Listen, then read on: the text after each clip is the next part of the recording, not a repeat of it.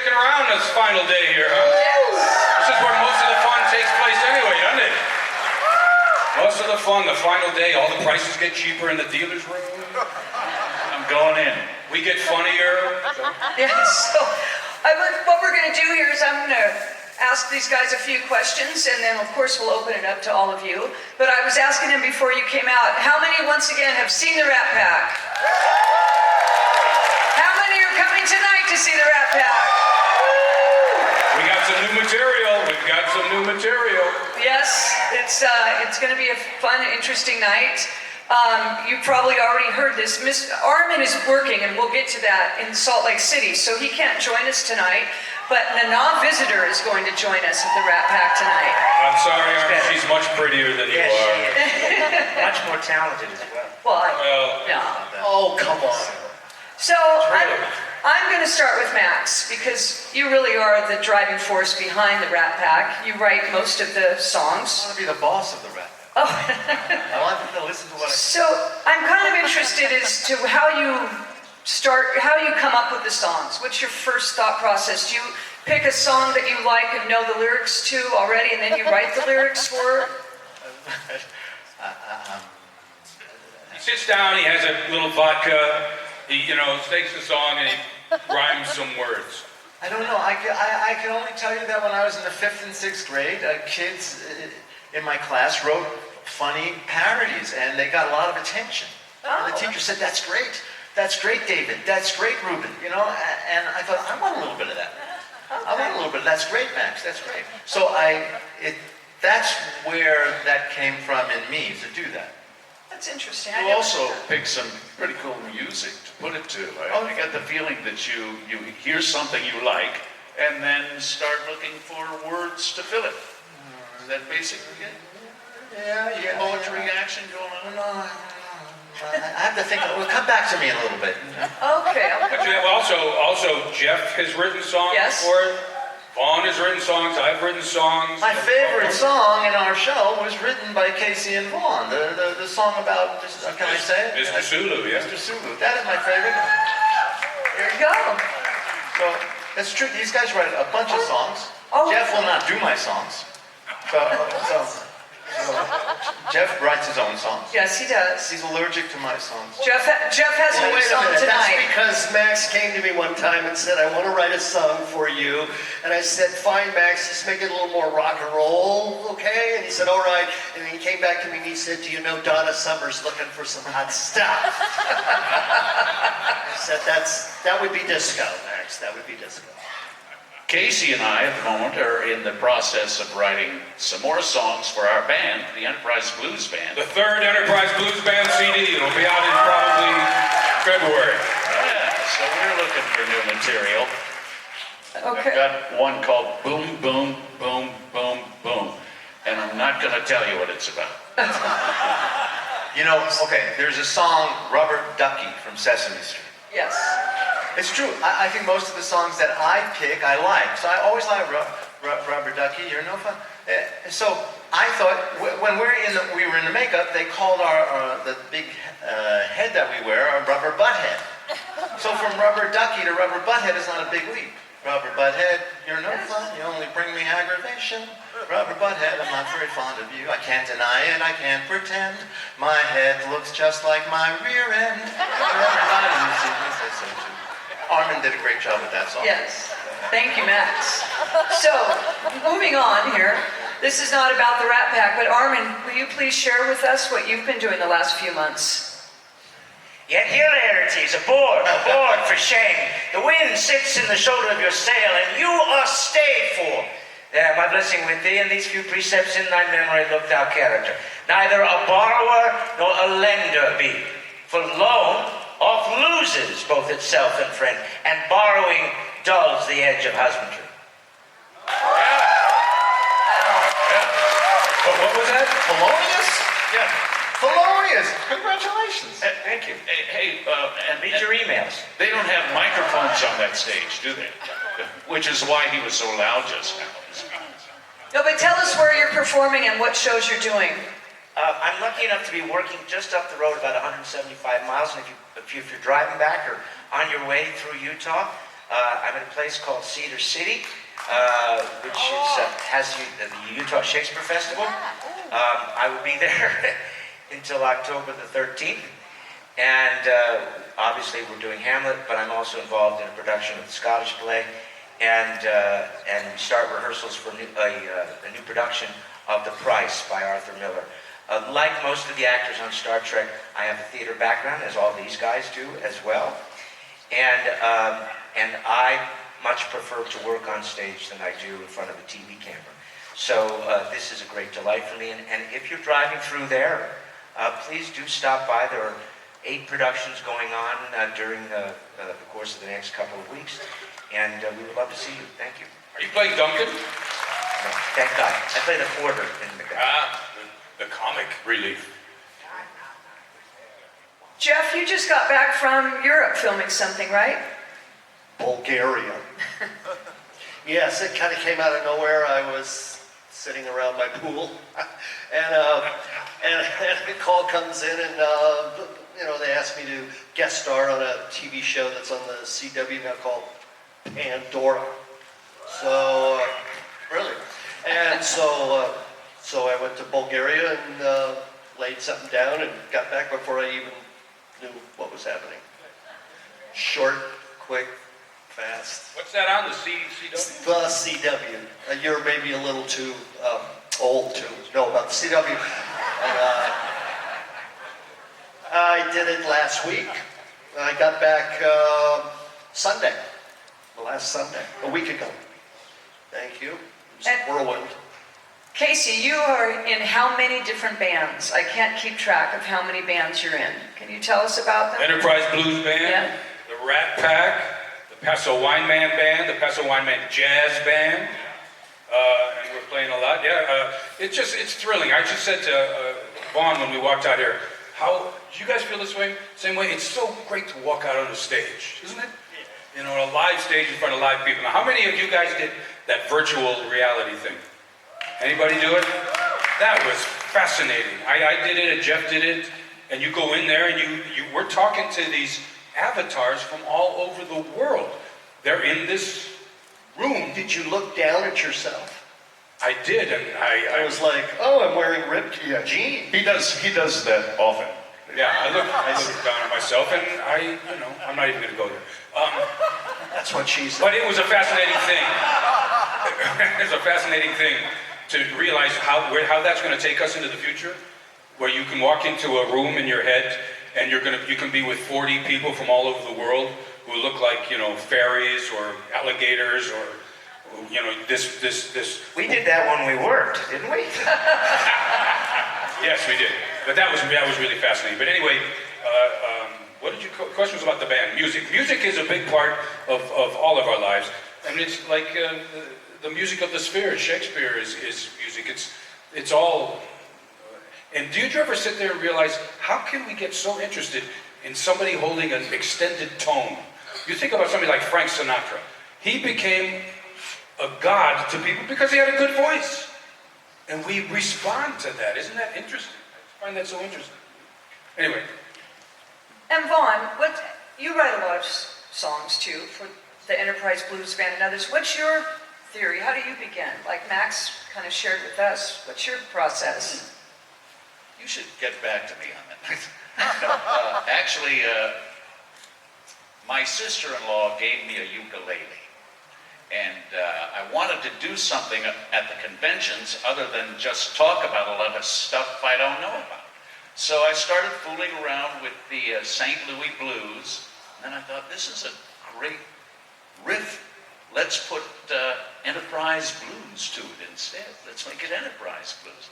And that was the first song. After that, the poetry, so to speak, just came out. I just would find a riff that playing on the ukulele, and then, traveling through space, for instance, it was just a nice, slow little riff that I invented just by plucking different strings, and tried to find rhyming words that meant something. Nothing serious. I guess traveling through space is kind of serious. It has a moral. It has a moral. They all have a moral. It's all about Red shirt, boogie blues. yes. It's all Star Trek Woman Jones. If you haven't heard it, you should get the CDs somewhere. They're pretty cute, actually. We did a good job. Yeah, very good. But I make the poetry, I find the riff, make the poetry that fits it, and that's what I do. All right. Interesting.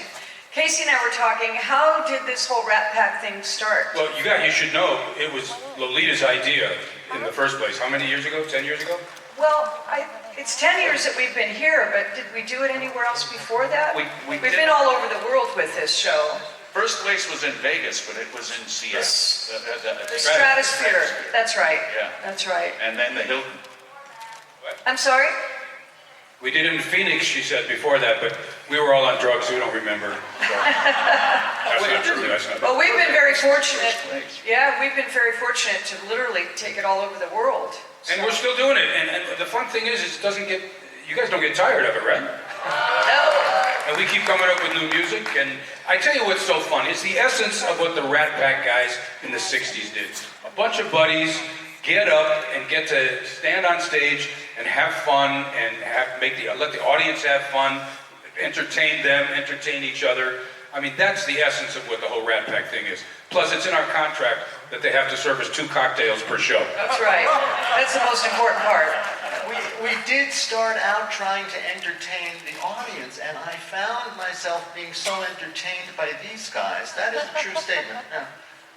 We have a lot of fun up there. Just We never know what the hell's going to come out of our mouths anyway. That's what's It's so different every time. That's kind of the beauty of it. So I'm minding time too, and I want to make sure we get to some questions. Anybody have any questions at the mics yet? good. There's somebody. Yeah. Yes. Go ahead. Hi, my question is for Jeff. I love your costume. Thank you. Long live the Dominion. Yes.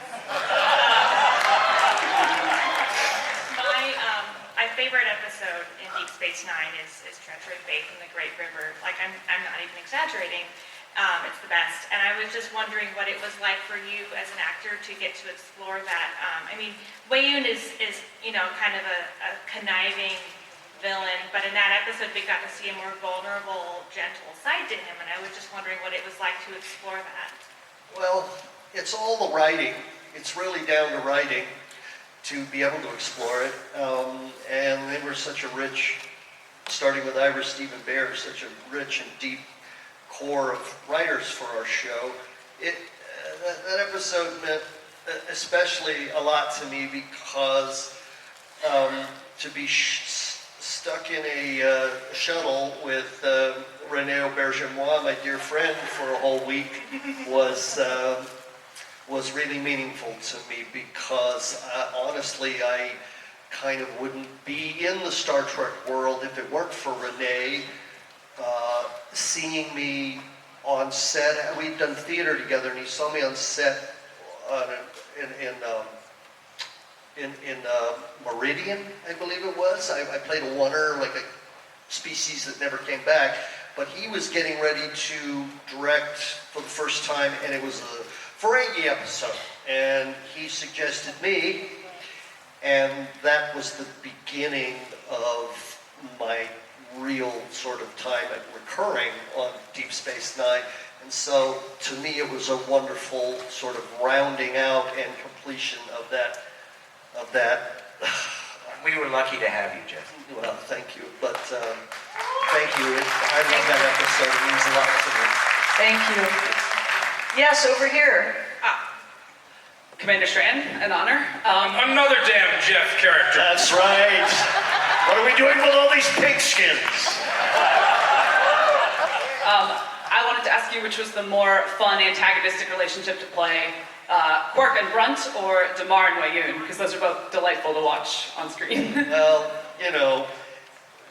this was a complete and total joy to work with Armin, and this was hell on wheels right there. I'm kidding. We had a great rapport, our two characters, because we had to get along. Here, not so much. It was always our dream to have an episode where just two characters met each other and had Yes. Walk down a hall and they pass each other and go, don't I? No, never mind. And keep going. But that never happened. Thank you. Thank Yes. you. Long live Andoria. Yes, ma'am. Hi, I've had the privilege of meeting all of you at one time or another, but this question is for Vaughn. My favorite character you played was a beer connoisseur on the January 2017 cruise. My question is, what's your favorite character? Yeah, Well, that of was the a lot of 12, fun, actually. Of the 12 that you've played. Yeah, well, that's hard to say really, because most of them were pretty dynamic guys, but, oh. Your one fan is happy. I'd have to say it was the captain of the Enterprise in The Mirror Darkly. Oh, thank you. And not only was it my favorite character, but it was Newsweek's favorite episode of that series, was in The Mirror Darkly, where I got to play the captain of the Enterprise. Chills just thinking about it. And my first 4 hours of shooting was making out with Hoshi. You know, how can you complain about it? Tell the story when you went home. Oh, yes. I've been married for 45 years, by the way. Thank you. Best 5 years of my life. But I went home, and my wife is a teacher. Now she's retired, but she was correcting papers, and she had them all over the table. I came home and I said, Chris, you won't believe what I did today. And I told her, and I thought that was going to be the last day of our marriage. She just took her pencil and she broke it. She said, I cannot tell you how much I don't want to hear that right now. That's what happened. That's how my marriage ended. No, I'm kidding. We're still very happily married. Well, happily married. Okay. On this side. Hi. This is for each one of you guys. Who was your major musical influence when growing up? And did you ever get to meet your heroes? Max? Oh, Max. I remember when I first heard the Beach Boys. That's all I can tell you. Someone else heard the Beach Boys. I remember when I first heard the Beach Boys, and I don't know why that had an effect on me. I thought their music was fun, and I'm sure there's a more deeper answer in there somewhere, but we don't have all day. So. Jeff? Beatles, never met one of them. Kitty did. I'm envious. People say I'm jealous. That's not correct. I'm envious. Okay. I don't think I had a musical mentor. I don't sing or dance. But I did have the extreme pleasure to work with Richard Rodgers. The last musical he ever wrote, I was in, and he wrote my footnote in musical comedy history is the last song that Richard Rodgers wrote. Most of you don't know who Richard Rodgers is. But he wrote for me. It was a duet, so that's Oklahoma. South Pacific. South Pacific. What am I missing? Carousel. Carousel. Yeah. And so I had that, and then years later, I had a dear friend who was dating Carole King, and so Carole King and Phil and Kitty and I got together often. I remember sitting there one day, just as close as I am to Casey, and somebody was playing her music, and I thought, oh my God, I'm sitting next to Carole King, and that was like 4 months into our relationship. So I was lucky, but I don't sing or dance, so I didn't have any mentors. Casey? There's a few of them. I was weaned on Crosby, Stills, and Nash when I was young. Yes. James Taylor can still make me weep. I actually had I worked on a brand new show that didn't go anywhere with Stephen Sondheim, Leonard Bernstein, and Jerome Robbins. And these, if you don't know who they are icons and gods in the musical world. And Jerome Robbins just passed away. Yeah, and it's just, those were the ones that sort of sculpted my work. But I also have to say that I was sitting next to Tony Bennett at a friend's house one time, and I could almost not stop vibrating. And he said to me, hey Casey, I'm going to do a new album. You got any ideas? But, and I just saw him again. I was just speaking with an old friend backstage who played in Paso Robles. He was 92, and he did a concert, an hour and a half concert, and never stopped, sang the whole thing. So anyway, there's a bunch of them. Yeah, there's quite a bit few for me too, really. My mother began it with singing in the car. As we're going to Bakersfield, she'd say, okay, just pick a note that's a little bit different than the one I'm doing. And she kind of taught me to harmonize there. You know, do you want some water or a beer? Would you like a beer? Glass of wine? I said, no, thank you, I'm doing fine. He said, I can drink a case of you. Yeah, that's right. And did you know that Andy Robinson's wife used to manage Judy Collins? Oh, wow. Yeah. Yeah. Yes, over there. Okay, so I happen to adore the Rat Pack. It is my favorite thing every convention since you started. It was my favorite part of the cruise, and I think it is absolutely brilliant. Well, thank you. No pressure. No pressure. But has any of you ever written some lyrics to a song and thought, ooh, that's just a little bit too far, I can't do that? You mean racy lyrics? Yeah, or something, something Star Trek related and just thought, nah, I really can't push it that far. Well, I mean, there's a lyric in Bat Left Baby, which is a little racy. What is the one I say? The first time I met her, it was such a trip. It was on her ship. She rolled over onto her back and gave a little smile. I jumped onto that pony and I rode it for a while. That's a little racy, isn't it? So, We leave the blue stuff to Ethan.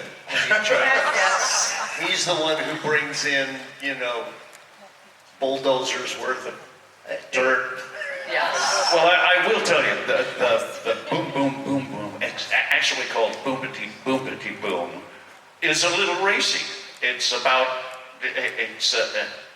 kind of I hate to see you go, love to watch you walk away thing.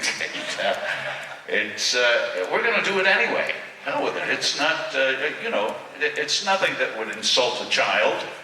And racy's okay, I think. It's dirty. It's not too good. It's a timely question because we go on stage at 7 o'clock tonight.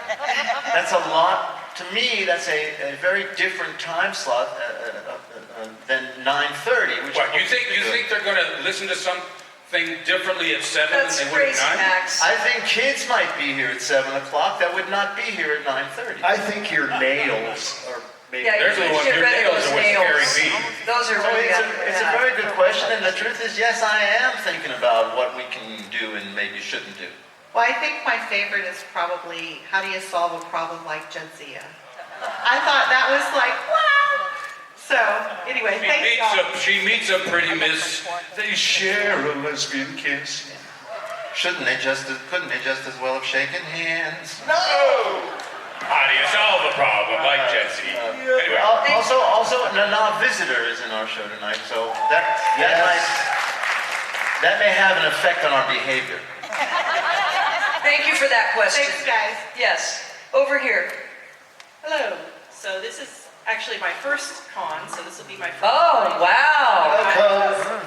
Finally saved up enough. So I'm really looking forward to tonight. My question is to Jeff. You've played so many characters. You've got the top spot for the amount, so... No. One of the top spots. Yes, of course, I'm sorry. Well, My first con, and I'm starstruck, sorry. But my question is, when are you going to show up on Discovery? And Picard? And Lower Decks? You have to be asked to dance. That's the answer. It's really thank you for making me feel like I have the power, but I don't. We can only hope. Thank you. Yes. Hi guys, it's good to see you all again. My name's Morgan. I was going to ask about inspirations, but someone already did, so instead I'll ask about my other favorite thing, which is books. If you could, Why? Let her ask her It's a great question. What is one book you think everyone should read? That's a great question. Not at every single panel. They're stumped. The complete works of William Shakespeare.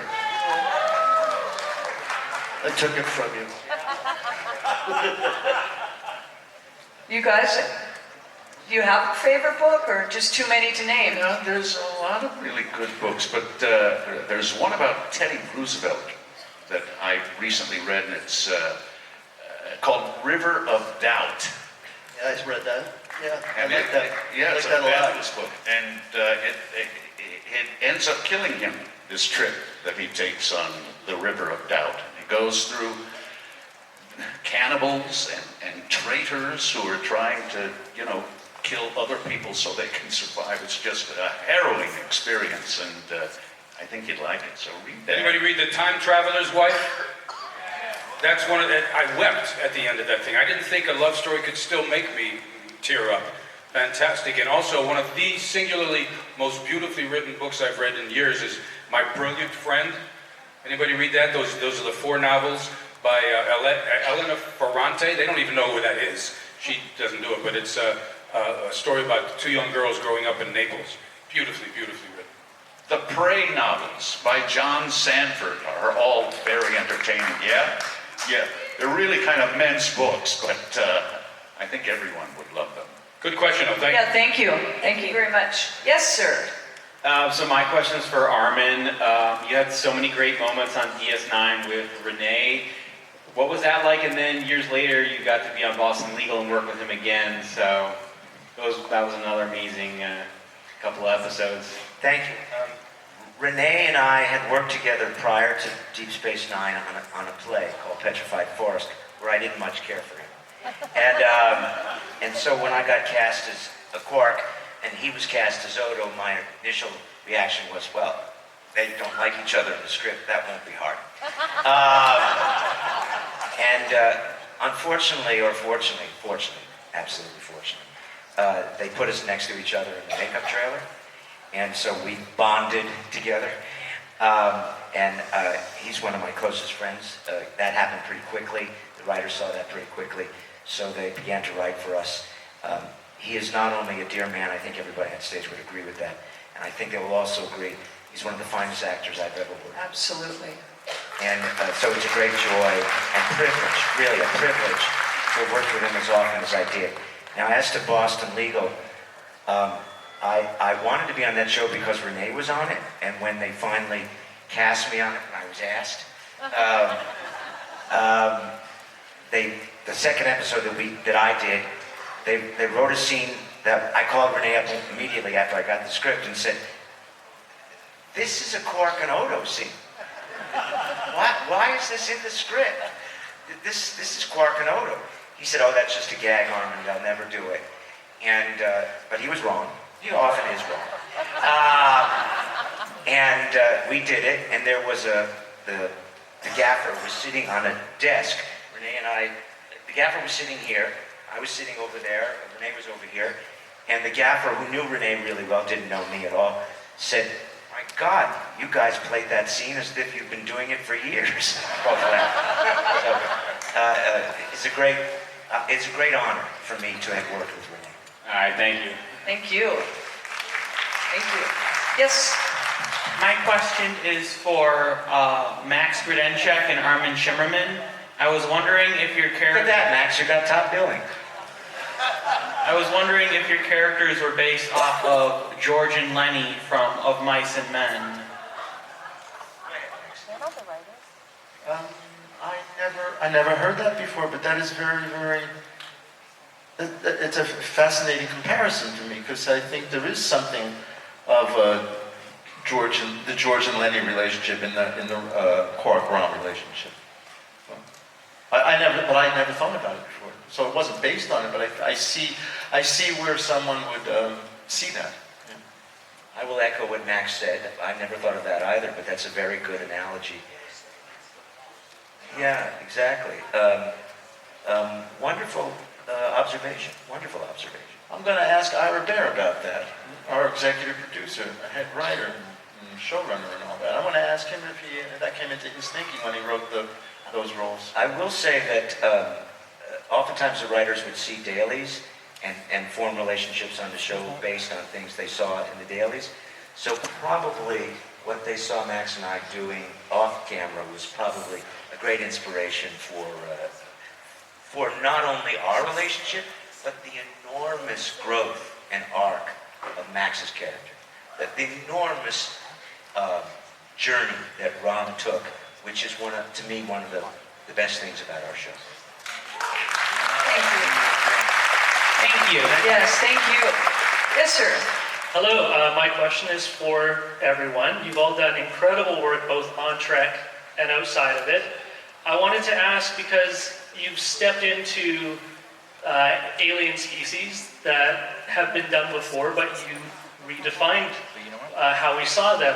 For each of you, what was the linchpin as an actor that let you take ownership of that and make it more than just a mask? That's a great question. Well, the first alien character I did was a Klingon on Next Generation.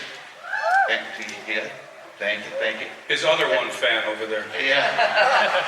Do you guys know each other? But I was not long out of Vietnam, or at least it didn't seem like I'd been home very long. And these guys are warriors. And that's it. That's what did it for that Klingon.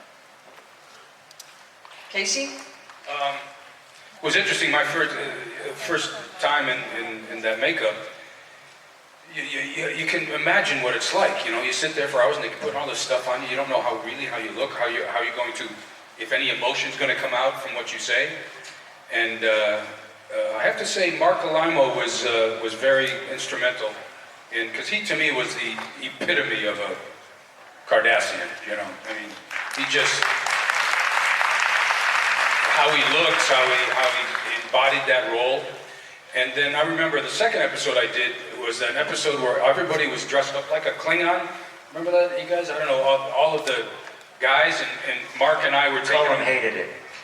Yeah, of course, they all had to. But I had a big, long speech, the longest that I had to do. And Avery, you know, Avery's pretty cool. You don't mess with Avery, but Avery just... I was having trouble with this speech, with the words, and he just looked at me, you know, hulking Avery, and he just went... So basically, just breathe. Just stay down there and breathe. And then what I discovered, just let the damn costume do the work. Oh, yeah. You know how much trust you have to just be able to stand there and have confidence that you are interesting enough to be in front of the camera or in front of 2,000 people or whatever? It takes an enormous amount of craft, I think, to be able to just say, yes, I'm interesting enough to tell this story. And so much of it is those great costumes and that great makeup. And the makeup, I gotta tell you, that was too short an answer I gave you. It was for that one character, and really, the makeup is a major part for, like the Klingon, they have these big foreheads, and I thought, well, he grew up butting heads with a goat in the backyard, you know, practicing for that warrior life that he led. And the Cardassians, they had those long, you know, strange things on their necks, and I thought, well, this guy is just so uptight that his neck has become extended, and the Romulan had a relationship with humans because of the children that we had at home, and there's all various things that add to the character. You just have to find them, but the makeup is a big deal. Armin? I will echo what the two guys just said. I remember the exact moment when I realized what you said, Casey, that I don't have to act this. When I played the first Ferengi on Next Generation, it was a horrible performance. It was sort of like Richard III. Because I thought, this is how an alien does. This is what he does. But I remember thinking maybe I should do that for Quark, knowing full well that I shouldn't. But I remember one day, specifically, it's very clear in my mind, I was standing in my trailer, peeing, and there's a mirror right over the urinal. Were you in front of the urinal when you? I just said I was right in front of you. But thank you for reminding me. I washed my hands. Here we go. TMI. And I remember looking in the mirror and looking at the makeup and going, I don't have to do anything. The makeup sells it. The makeup is the Ferengi. I just have to be me. I just have to find that part of me that is the same as Quark's. Wait, you're that greedy? You're not that greedy. But I got to tell you, also, before we go on, that my first time, what 1986 was that first episode of, I think it was 86. I said to the director, he said, well, what is it you're thinking right now?